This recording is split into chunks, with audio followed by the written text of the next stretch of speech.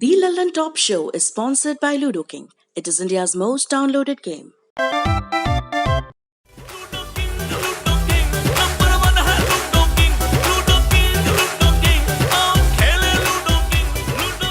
हाय दोस्तों, मैं Vikas Singh and family and friends का नंबर 1 गेम लूडो किंग अभी डाउनलोड कीजिए।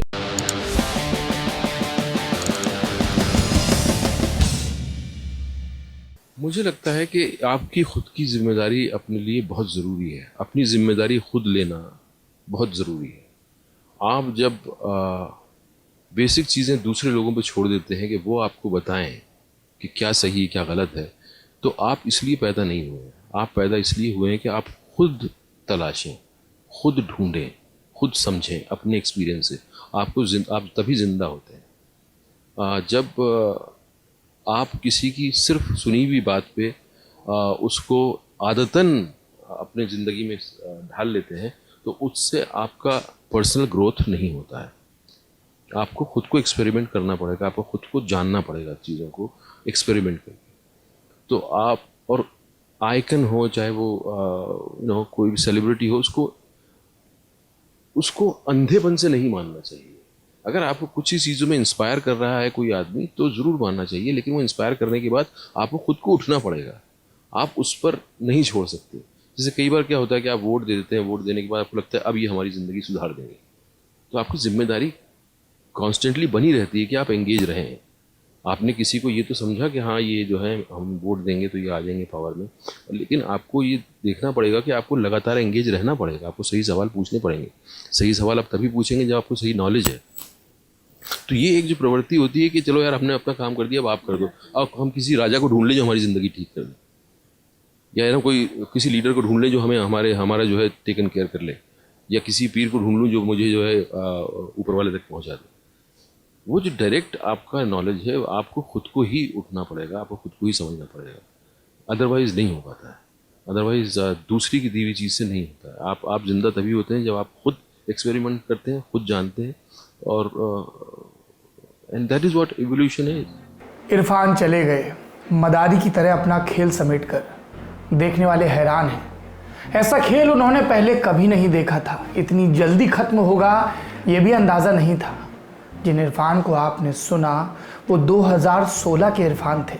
जुलाई के महीने में दी ललन टॉप के स्टूडियो आए थे। तब हम नए नवेले छौने थे। हमने एक बार उनसे कहा आपको आना है, तो उन्होंने हपक कर गले लगा लिया और कहा अरे हम तो ललन टॉप पढ़ते हैं, ज़रूर आएंगे, ज़रूर बात करेंगे। हमने उनसे बातें की। आखिर में पूछा कि ऐसे वक्त में जब हमारी पैदाइशी पहचान, जाति की, धर्म की पहचान हम पर हावी होती जा रही है, तब हमें खुद को, अपने मुल्क को आगे बढ़ाने के लिए क्या करना चाहिए। और तब इरफान ने बड़े सुलझे हुए अंदाज में ये जवाब दिया था जो आपने सुना। कैसे याद करें इरफान को? चंद्रकांता से, जिससे हमारी इतवार की सुबहें जगती थी।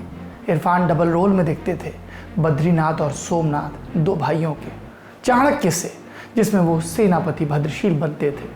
श्याम बेनेगल के भारत एक खोज से, जिसमें अलबरूनी थे, या फिर स्टार प्लस के बेस्ट सेलर से, या फिर उसके एक शो डर से, जिसमें वो साइको किलर बने थे, या फिर हॉरर शो मानो या ना मानो, जिसे उन्होंने होस्ट किया था। नाम लेता हूँ और उनका चेहरा सामने उभरता है। या फिर इरफान को खोजते हुए उनकी फिल्मों के नॉस्टैल्जिया में उतरे। जब पहली बार वो मीरा नायर की सलाम बॉम्बे में दिखे, पैसे लेकर खत लिखने वाले के रोल में। रोल इतना सा कि आया और गया, लेकिन असल में कभी नहीं गया। जो बीते दौर में जवान हुए या अब जवान हो रहे हैं, वो कॉलेज के हॉस्टल में बैठकर हासिल देखेंगे तो इरफान को किस तरह से याद करेंगे। हासिल, उत्तर भारत की स्टूडेंट पॉलिटिक्स पर अपने वक्त की सबसे ताकतवर फिल्म। कॉलेज के लड़कों के लिए फिल्म जैसे इरफान का पर्याय है। वो सीन तो अजर अमर है जिसमें उनका किरदार रणविजय सिंह बोलता है, एक बात सुन लो पंडित, तुमसे गोली वोली ना चल रही, मंत्र फूंक के मार दो और जान से मार देना बेटा, हम रह गए ना तो मारने में देर ना लगाएंगे। हासिल की रणविजय इरफान ने अब जीवन के रण से विदा ले ली है। एक और फिल्म याद आती है, पान सिंह तोमर, हमारे चंबल की, हमारी बीहड़ की फिल्म। इसके लिए इरफान को नेशनल अवार्ड मिला। पान सिंह तोमर की कितनी बातें हमारे जहन में दर्ज हो गई। बीहड़ में बागी होते हैं, डकैत मिलते हैं पार्लियामेंट में, या फिर उनका चीख कर कहना दद्दा हमाओ बदला वह पूरो निभाओ, या फिर ये कि देश के लिए दौड़े तो किसी ने ना पूछा, अब बागी बन गए तो सब यही नाम जप रहे। इतना सारा विद्रोह, इतनी गहरी टीस इरफान के अलावा और कौन हो सकता था पान सिंह? और कैसे याद करें उन्हें? क्या मकबूल के उस सीन से जिसमें उनका किरदार कहता है दरिया घुसा है मेरे घर में, या फिर जज्बा जैसी कमर्शियल फिल्म जिसमें जब वो बोलते हैं मैं कहाँ रहता हूँ यहाँ तो इंतज़ार रहता है, तो लगता है कि जैसे सिनेमा पर जादू हो रहा है पर्दे पर। और यकीनन हैदर का जिक्र होगा जिसमें वो कहते हैं मैं था, मैं हूँ और मैं ही रहूँगा। मुझे वो लाइफ इन अ मेट्रो के लिए भी याद रहेंगे जिसमें मोंटी का उनका कैरेक्टर जीवन का दर्शन देता है। रिश्ते किसी गारंटी कार्ड के साथ नहीं आते, ये हमारी यादें हैं, लेकिन इरफान खुद क्या थे ये भी जान लेते हैं। एक्टिंग में आने को लेकर उन्होंने कहा था मैंने जो प्रोफेशन चुना वो मेरे मकसद और लक्ष्य के करीब पहुंचने के लिए है, उसमें मदद मिले तो ठीक, बाकी शोहरत, पैसा, नाम ये सब बाई प्रोडक्ट है, ये सब तो मिलना ही था। इनके बारे में सोच कर नहीं चला था। जयपुर से निकलते समय कहाँ पता था कि कहाँ पहुँचेंगे, अभी पहुँचे भी कहाँ हैं, सफ़र जारी है। इस सफ़र में इरफान का साथ देने वाली सुतपन उन्हें एनएसडी में मिली थी, नेशनल स्कूल ऑफ ड्रामा, 1985 में। उस दौरान एक पार्टी में इरफान ने अट्रैक्ट किया क्योंकि झिझक के साथ उनमें एक प्राउड फीलिंग भी थी, एक जिज्ञासा थी चीज़ों को लेकर, एक गहरा समर्पण जो शुरू से रहा, ऐसी मासूमियत जो कहीं नहीं मिलती। उनकी पत्नी सुतपा ने एक इंटरव्यू में कहा मुझे कई दफ़ा कोफ्त होती थी कि भला इस उम्र में कोई इतना मासूम कैसे हो सकता है। इरफान में कुछ प्योर किस्म का था जो रेयर था। एक समय ऐसा था जब इरफान ने कहा था कि एनएसडी में मैं इतना गंदा एक्टर था कि आप यकीन नहीं करेंगे। सुतपा ईमानदारी से मेरे काम की बुराई करती थी और मुझे बर्दाश्त नहीं होता था जब तक कि मैंने खुद को कैमरे में नहीं देखा और मेरे पैरों के नीचे से ज़मीन खिसक गई। लेकिन बिना करप्ट हुए वो ज़बरदस्त ग्रोथ करते गए, सीखते गए, हर नई चीज़, भाषा खुद को तलाशते गए। उनके छुटपन के गुरु कहते गए कमबख्त कब तक आंखों से काम चलाओगे, और वो आगे बढ़ते गए, नई नई चीज़ें सीखते गए। शुरू की वीडियो में आपने जिस इरफान को देखा वो एक बहुत इवॉल्व हो चुका इंसान था।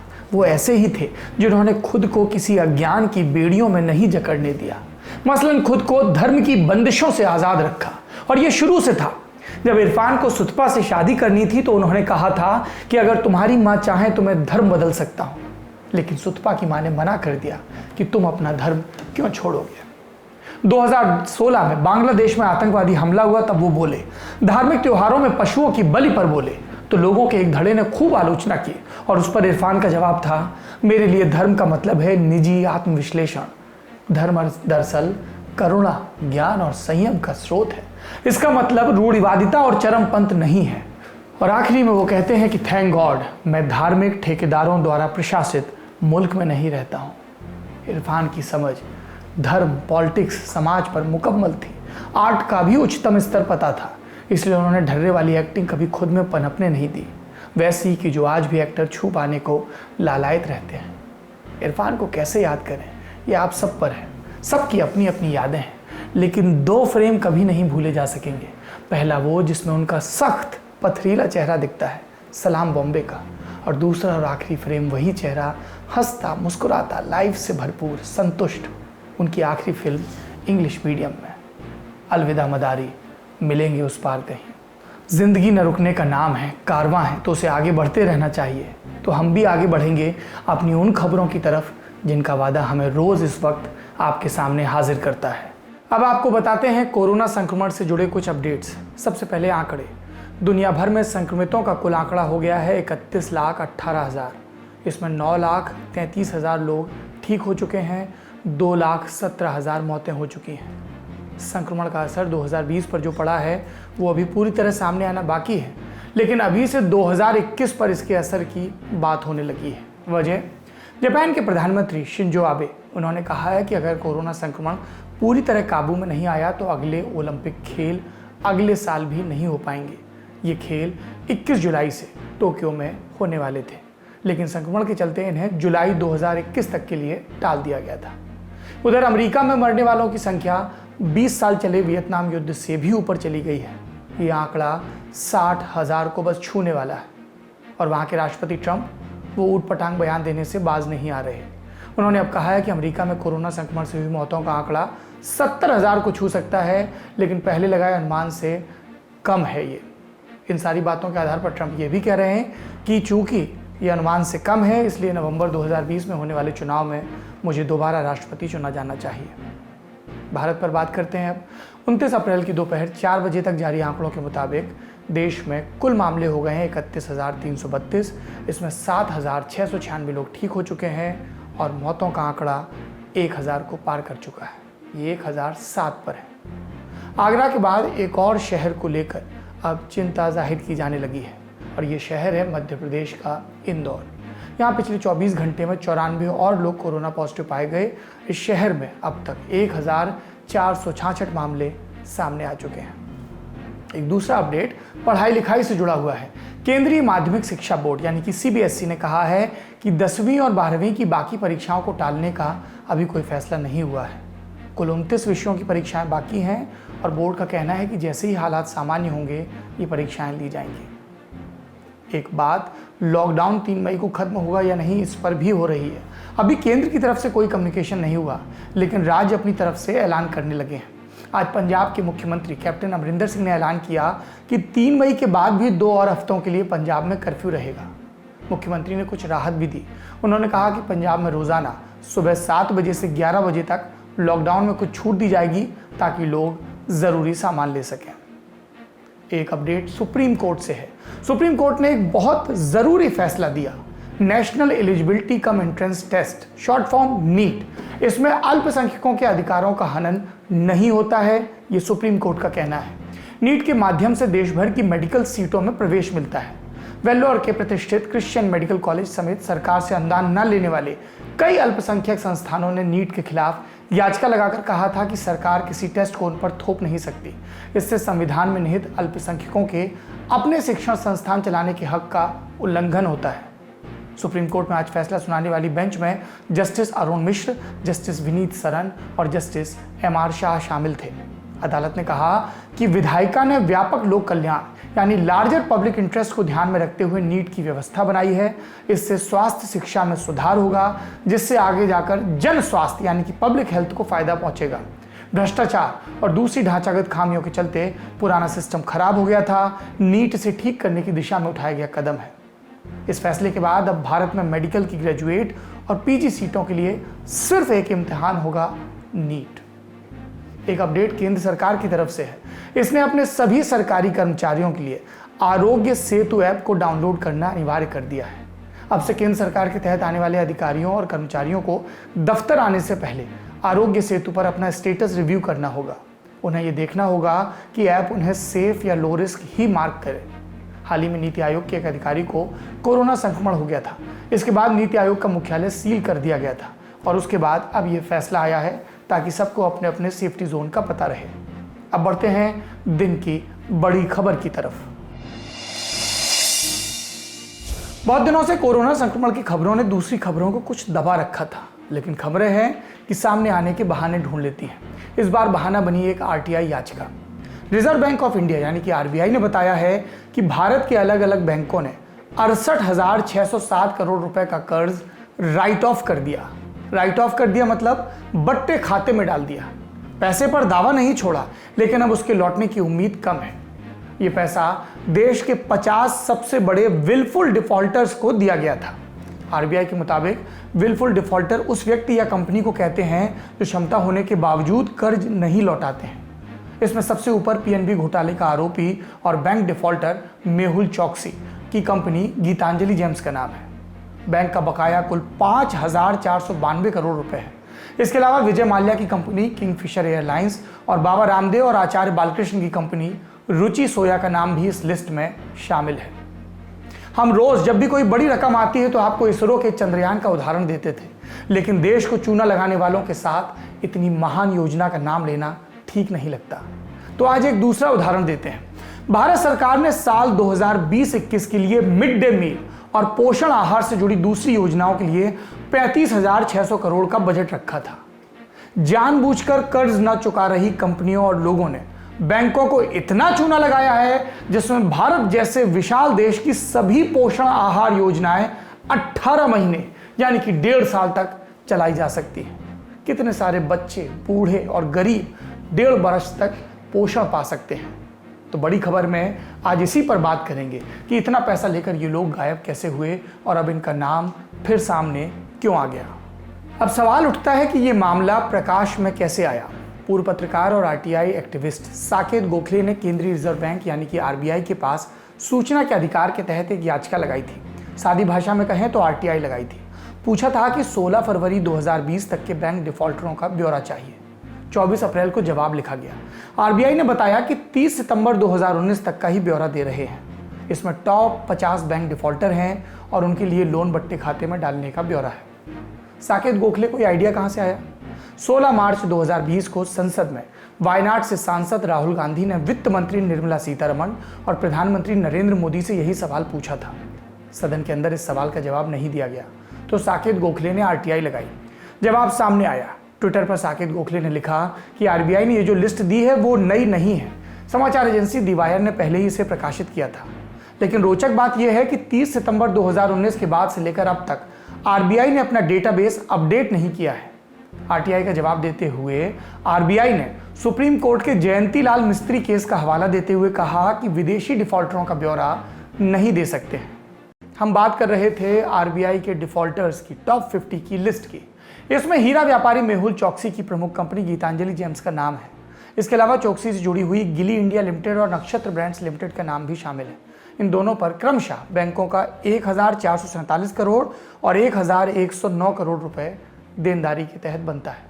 इसके अलावा 4314 करोड़ रुपयों की देनदारी के साथ संदीप झुंझुनवाला और संजय झुंझुनवाला की कंपनी आरईआई एग्रो लिमिटेड का नाम भी है। विजय माल्या की किंगफिशर एयरलाइंस पर 1943 करोड़ रुपए का बकाया है। रामदेव और बालकृष्ण की कंपनी रुचि सोया पर 2212 करोड़ रुपए का बकाया है। लेकिन यहां पर दो बातें साफ करना जरूरी है। पतंजलि समूह द्वारा रुचि सोया का अधिग्रहण दिसंबर 2019 में पूरा हुआ था और ये लिस्ट 30 सितंबर 2019 तक की है। लेकिन इसके काफी पहले यानी अप्रैल 2019 में पतंजलि समूह को एनसीएलटी यानी कि नेशनल कंपनी लॉ ट्राइब्यूनल की तरफ से रुचि सोया को अधिग्रहित करने की झंडी दे दी गई थी।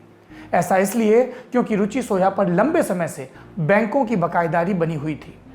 इंडिया टुडे हिंदी के संपादक और हमारे अर्थात के कॉलमिस्ट अंशुमान तिवारी बताते हैं कि डिफॉल्टर की लिस्ट में रुचि सोया का नाम है, लेकिन इसका मतलब ये नहीं कि रामदेव और बालकृष्ण डिफॉल्टर हैं।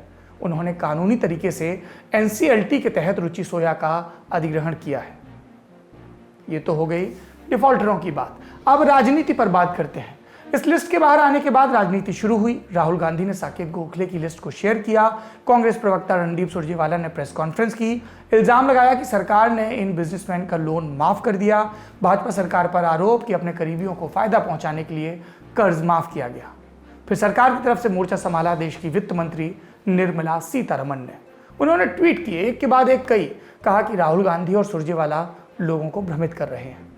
बकौल निर्मला सीतारमण, ये जो डिफॉल्टरों की लिस्ट है ये उन लोगों की है जिन्हें पूर्ववर्ती यूपीए सरकार की फोन बैंकिंग का लाभ मिला।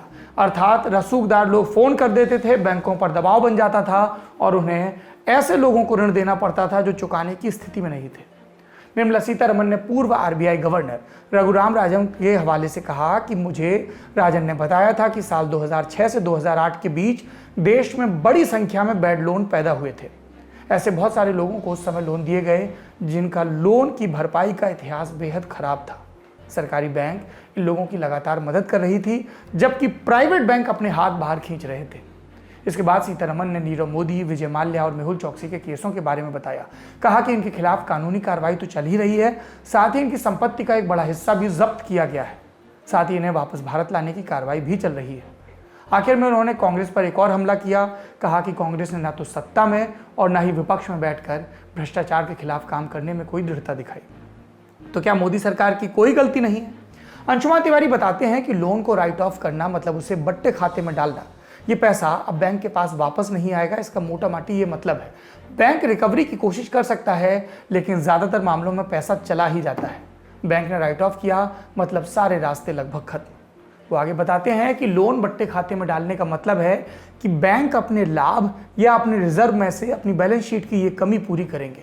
और बैंक में तो आम जमाकर्ता का पैसा रखा है, यानी आम जमाकर्ता पर लोड आ सकता है और आखिर में सरकार को बैंक का कैपिटल बढ़ाना होगा। तो खर्च तो अंततः सरकार के ऊपर ही आएगा।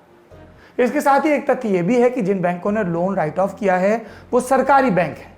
अंशुमान तिवारी के मुताबिक सरकार एकदम सीधे तौर पर जिम्मेदार नहीं दिखती, लेकिन सरकारी बैंक जानबूझकर पैसा न चुकाने वालों यानी कि विलफुल डिफॉल्टर्स की देनदारी को बट्टे खाते में डाल रहे हैं। तो इसके लिए कहीं ना कहीं सरकार पर सवाल उठते हैं। मेहुल चौकसी, विजय माल्या, नीरव मोदी के मामलों को देखें तो ये लोग हाल में देश से बाहर गए हैं पैसा चुकाए बिना। नेता एक दूसरे पर कीचड़ उछालने में व्यस्त हैं। दूसरी तरफ जनता है जो कोरोना संक्रमण से इतनी त्रस्त है कि उसे 68,000 करोड़ के जीरो गिनने की फुर्सत नहीं है। बैंकिंग की दुनिया में डिफॉल्ट होना और कर्ज का बट्टे खाते में जाना असाधारण नहीं है, ऐसा होता है। लेकिन अगर भारत जैसे गरीब देश में पोषण आहार के बजट से 1.5 गुना पैसा सरकारी बैंकों की जेब से चला जाए तो सवाल सरकार से ही पूछे जाएंगे। निर्मला सीतारमण राहुल गांधी को यूपीए 1 और 2 के वक्त के जो कर्ज माफ हुए उनको याद दिला रही हैं, दिलाती रहें। लेकिन पिछले 6 सालों से यूपीए विपक्ष में है, सरकार निर्मला सीतारमण की पार्टी चला रही है।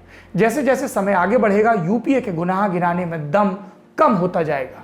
जरूरत है कि निर्मला सीतारमण और उनकी सरकार ठोस कारण लेकर जनता के सामने आए और बताए कि ये पैसा कैसे डूब गया, नुकसान की भरपाई अब कैसे होगी और इन देनदारों पर क्या कार्रवाई होगी। आज शुरुआत इरफान से की थी तो अंत भी उन्हीं से होगा। एक फिल्म का जिक्र रह गया था, लाइफ ऑफ पाई। इसमें इरफान का किरदार कहता है, आखिरी में एक ही चीज़ तकलीफ देती है कि हमें अलविदा कहने का मौका नहीं मिलता। हमें अलविदा का मौका नहीं मिला, लेकिन हमें इस बात पर फख्र है कि हम एक ऐसे वक्त में हुए जब एक जिंदा दिल शख्स पर्दे पर कहानियाँ सुनाता था। वो राजशेखर ने लिखा है ना उनकी फिल्म के लिए, वो जो था ख्वाब सा क्या कहें जाने दें। इरफान जिन्होंने आखिरी बार कहा था मेरा इंतज़ार करना, हम इंतज़ार कर रहे हैं और हमें यकीन है कि जब तक हम इंतज़ार कर रहे हैं तब तक इरफान नहीं जाएंगे। आखिरी में वही बातें हैं जो अब रस्म सी लग रही हैं कि जब तक हो सके अपना और अपनों का ख्याल रखिए ताकि बाद में मलाल न रहे। शुभ रात्रि।